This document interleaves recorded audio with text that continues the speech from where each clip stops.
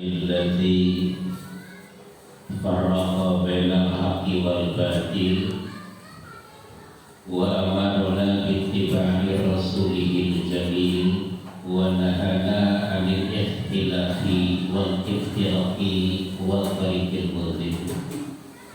أشهد أن لا إله إلا الله وحده لا شريك له وأشهد أن محمدا عبده ورسوله أما بعد. Alhamdulillah wa syukurillah ala ni'amillah. Kita sangat-sangat bersyukur atas apa yang Allah berikan kepada kita bersama. Baik mungkin itu sesuatu yang dirasakan manis ataupun pahit, kita lebih berkeyakinan bahwa itu adalah sebuah karunia. Semuanya adalah pujian. Apabila kita bisa mensikapi dengan baik, maka tidak ada sesuatu yang jelek. Semuanya akan baik milik Allah Subhanahu wa taala. Hadirin yang Allah muliakan, hidup ini sangat banyak kesempatan. Memang Allah sudah sekian banyak memberikan kesempatan untuk kita lebih bisa berbenah hati kita, langkah hidup, sehingga hidup itu benar-benar bermanfaat bukan hanya untuk diri kita masing-masing, juga untuk orang lain. Karena itu setiap kita sudah pasti mengharapkan sesuatu yang baik menurut pandangan Allah Subhanahu wa taala. Dalam kehidupan yang sangat singkat, lebih dari itu kehidupan yang akan datang tentu lebih abadi di sisi Allah. Karena itu ada sebuah hadis yang mungkin kita masih ingat. Beliau Rasulullah mengatakan melalui seorang sahabat Ibnu Abbas, dicatat oleh Imam At-Tabrani. Beliau mengatakan arba'un man uqiya atau man asobahunna faqad uqiya khairal dunya wal akhirah. Di awal hadis itu sudah memang istimewa luar biasa. Arba'un, 4 perkara, 4 hal.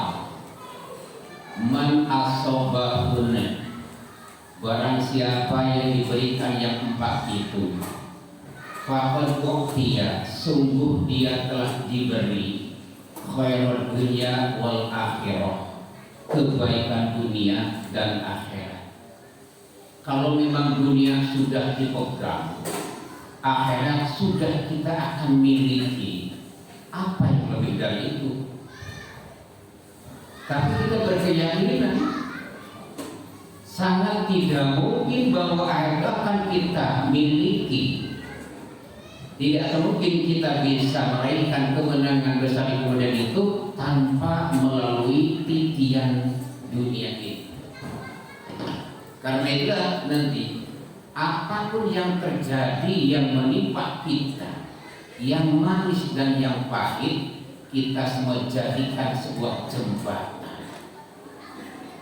supaya kenikmatan dunia itu, kenikmatan dunia tidak terputus hanya mungkin sekejap.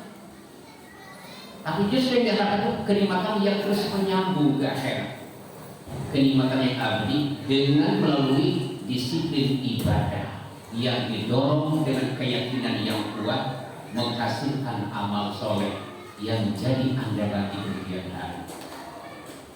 4 hal. Apa itu diantaranya? Kita sudah hafal, Pak. Kata beliau, yang pertama qalban syakiran, hati yang selalu bersyukur. Kapan manusia akan bersyukur? Allah sudah turunkan hujan. Dengan itu Allah tumbuhkan segala tumbuh-tumbuhan yang menjadikan rizqaku sebagai bekal untuk hidup kamu ilahi sampai waktu yang telah ditentukan. Artinya apa? Hidup di dunia tidak akan terus menerus, akan ada limit waktu yang ditentukan. Kita akan dijemput. Masing-masing kita akan dijemput oleh petugas dari Allah, malaikat maut. Karena itulah tadi, jika memang apapun yang Allah berikan tidak dijadikan sebagai jembatan ke akhirat, dunia sudah kita tinggalkan, akhirat kita tidak penting. Itu sebenarnya itu sangat merugi dan menyesal. Nah, karena itu berangkat dari hati yang mensyukuri apapun yang terjadi, sekecil apapun nikmat yang Allah berikan, itu dijadikan sebuah yang besar. Karena itulah kita sering bacakan hadis, seandainya seorang mau berbuat kebaikan sekecil apapun itu, Allah akan lipat gandakan dari 10 sampai 700 kali. Al-hasanatu bi asyri amsalha ila sab'i mi'ati dhifin. Ini sangat luar biasa. Itu kesempatan. Nah, karena ini tadi, hati yang selalu bersyukur itu memang tidak mudah. Kadang-kadang manusia itu merasa kurang terus, Pak. Allah berikan mungkin kenikmatan, sudah Allah turunkan hujan, Allah siapkan itu tumbuh-tumbuhan yang jadi bekal hidup. Ada yang kebagian banyak dan sedikit. Kadang-kadang manusia itu merasa kurang. Itu memang manusia. Tapi kita pun sadar, Pak, banyak dan sedikit bukan urusan kita. Itu sudah diatur semuanya. Yang suturis kalimat yasha wa yaqdir. Allah sudah luaskan. Sebagian orang Allah pun sempitkan, diukur sedemikian rupa. Itu sudah menjadi pertimbangan Allah, ujian bagi kita. Tidak yang banyak itu baik, belum tentu.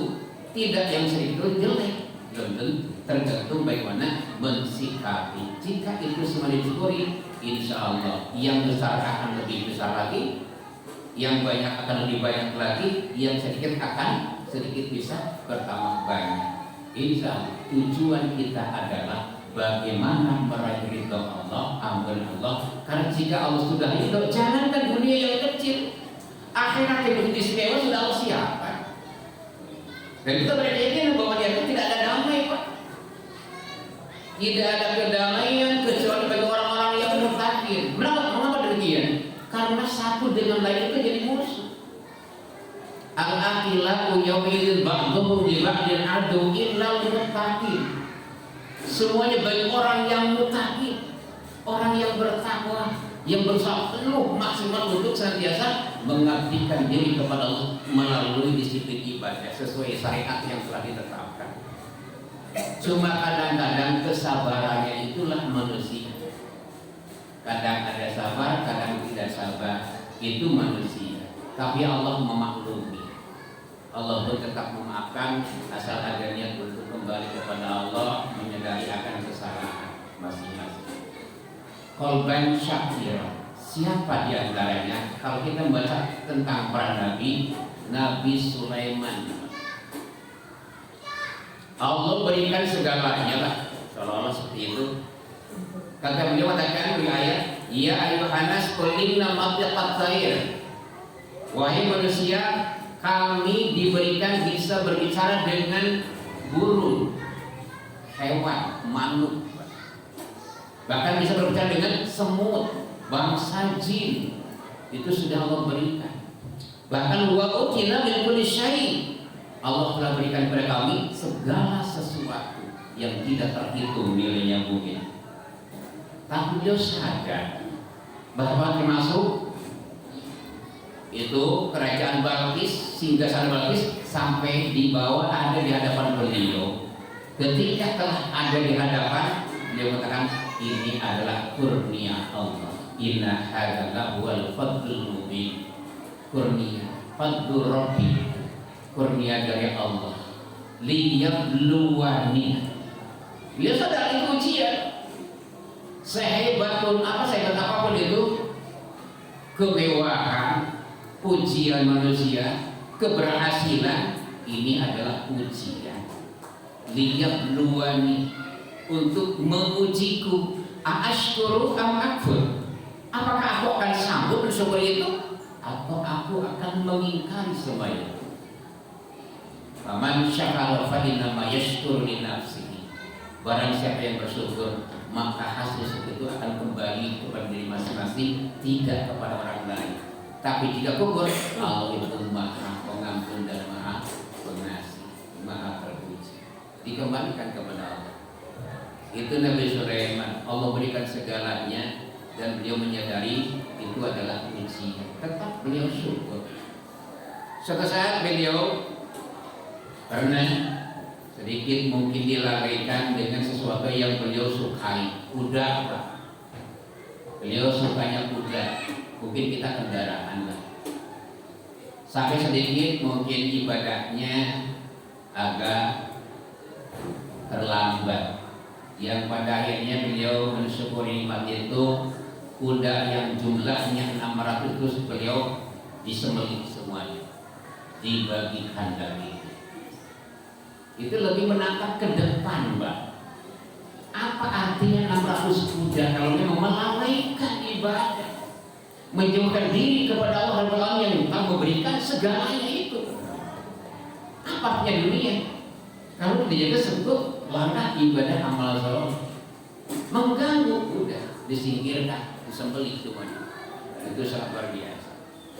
Nabi Ibrahim hubungan dengan kultur waktu itu, kalau makan itu mau ditemani orang lain, maka termasuk beliau itu tergolong syakiran li an'umi, orang yang senantiasa mensyukuri nikmat Allah. Nabi Ibrahim orang yang senantiasa menikmati, apa itu mensyukuri nikmat Allah. Karena dengan langkah syukur yang diambil oleh beliau, Allah pun tidak diam. Allah sangat memastikan istabahu wa hadahu ila siratil mustaqim. Ternyata jalan yang lurus, jalan yang akan menyelamatkan, jalan yang akan memberikan kebahagiaan, keuntungan besar, itu ada dalam rasa syukur kepada Allah. Bahkan atainahu fid dunya hasanah, Allah berikan kebaikan dunia. Wa annahu fil akhirati laminas sholihin, dan di akhirat tergolong orang-orang yang saleh. Itu luar biasa, Pak. Mensyukuri nikmat Allah sangat luar biasa.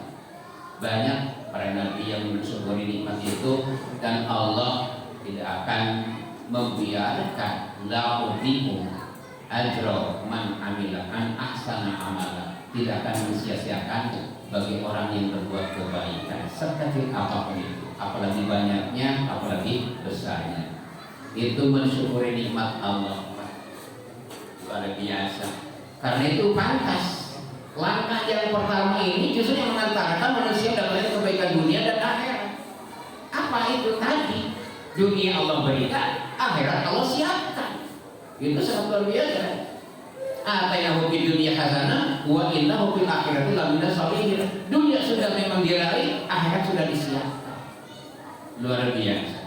Rasul ketika Mi'raj itu melihat satu tempat yang indah. Jibril, itu tempat apa yang begitu indah? Coba saya antarkan ke sana.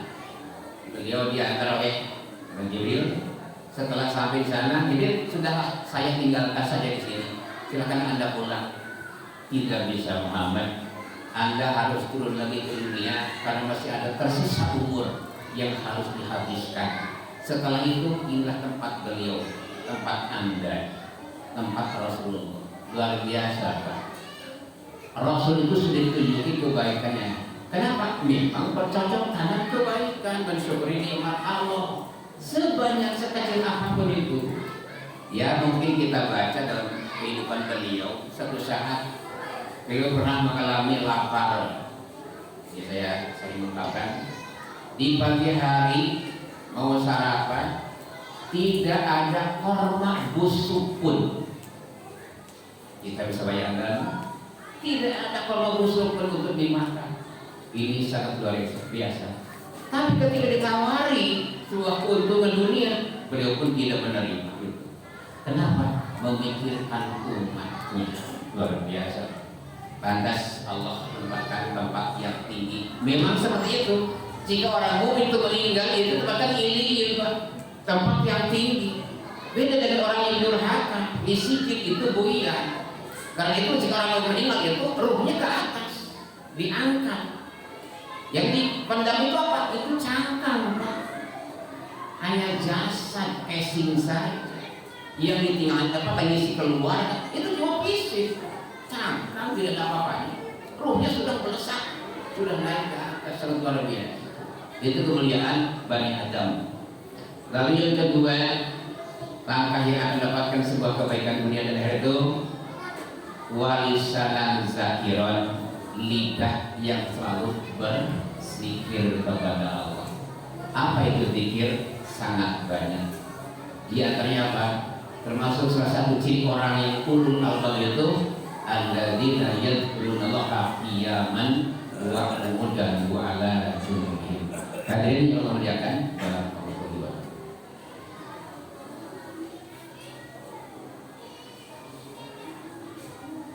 Alhamdulillahirabbil alamin, asyhadu an la ilaha illallah wahdahu la syarika lah wa asyhadu anna Muhammadan abduhu wa rasuluh, amma ba'd. Hadirin yang Allah muliakan, bagaimanapun dan apapun yang terjadi, memang kita tetap bersyukur, Pak. Karena dunia itu hanya abil sabil, hanya lewat saja. Kita manfaatkan dengan sebaik mungkin. Tetap kita tawasabil haqi wa tawasabil sabr, saling mengingatkan satu sama lain. Tetap kita saling mendoakan untuk kebaikan dunia dan akhirat kita sekalian. Itulah kita umat Islam. Yang kedua tadi mungkin walisanan zakiron, Pak. Jadi pentingnya kita berzikir itu memang manfaatnya untuk kita. Ala bidzikrillahi tasma'innul qulub. Setiap manusia pasti akan mencari ketenangan jiwa, ketenangan hati, tu'maninah qalbu lah, itu kira-kira. Apapun dan yang terjadi, pokoknya jiwanya itu tenang. Itu dengan memanggil dan menyebut nama Allah yang telah memberikan segalanya. Ala bidzikrillahi tasma'innul qulub. Dan ternyata di satu hadis, ma'amila ibnu Adam ma'amalan anja min azabillah min dzikrillah. Tidak ada satu amal anak Adam yang anak Adam kerjakan yang lebih bisa menyelamatkan dia dari azab Allah min dzikrillahi, melainkan mengingat Allah, zikir kepada Allah. Itu luar biasa. Memang kita diperintahkan bukrotan wa asila, sebutlah nama Allah baik pagi maupun sore hari. Bahkan Nabi Musa pernah diutus, idhab anta wa akhuka bi ayati.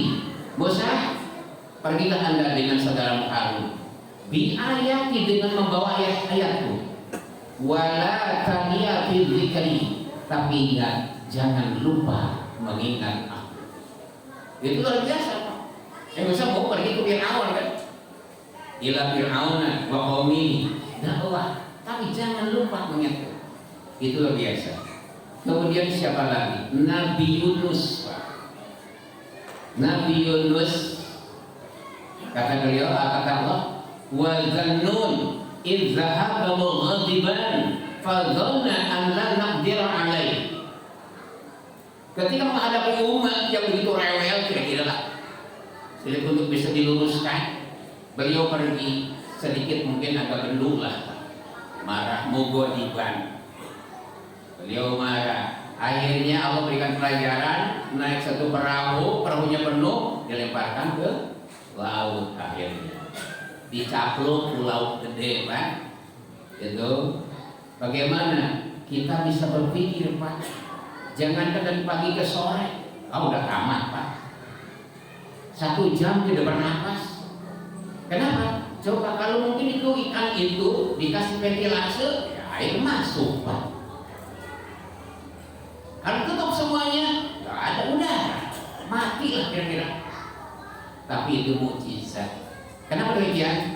Dan ternyata terselip di situ ada kata-kata nama Allah yang disebut, Pak.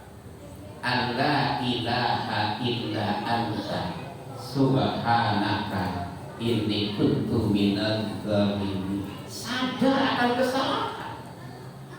Hanya Allah yang akan memberikan keselamatan. Disebutlah itu, Pak. Dapat fizuluman, Pak. Di dalam perut ikan.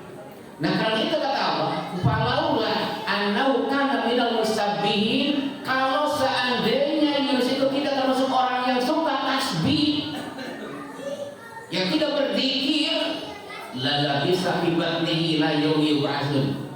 Katakan biarkan dia diperut ikan sampai hari kiamat. Ya Allah, karena orang zikir tasbih kepada Allah maka diselamatkan.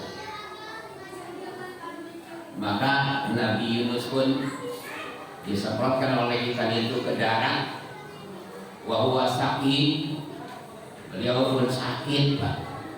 Lalu ditemui dengan satu daun semacam daun walu, terus semakin sedikit agak fit, terus bisa bangkit kembali.